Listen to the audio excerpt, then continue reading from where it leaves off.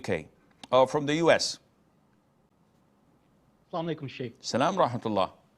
So, Sheikh, I just had a quick question. So, a husband and his wife, they performed Umrah, and at the end, the husband shaved his head, and the wife, trimmed her hair a little bit. But then they, after that, they did a second Umrah after like 2 days, and by the end, they forgot to cut their hair, and they returned back to their country.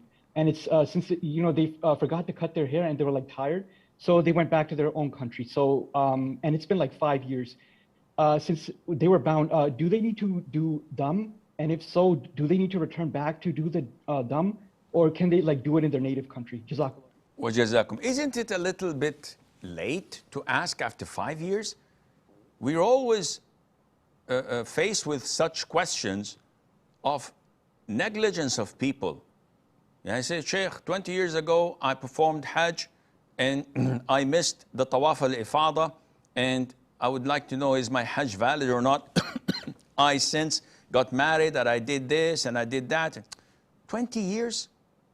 What brought this all up back to you? Where were you all this time? Said, oh, Sheikh, things happen. First of all, if a person makes Umrah and forgets to make tahallul from his ihram by cutting or shaving his head, he's still in the state of ihram till date.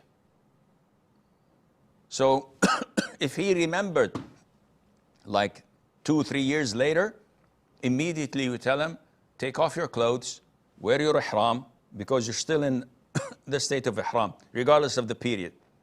And now you can cut and shave your head.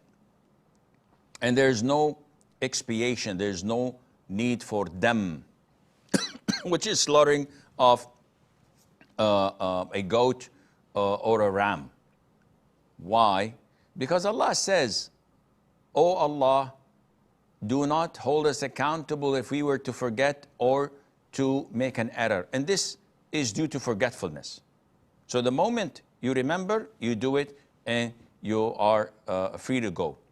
If you remembered but neglected to do it, you didn't know the ruling is the same. If you knew the ruling, yet still neglected it, then you have to offer a dam, and it has to be done in Mecca and distributed upon the poor around the Haram area.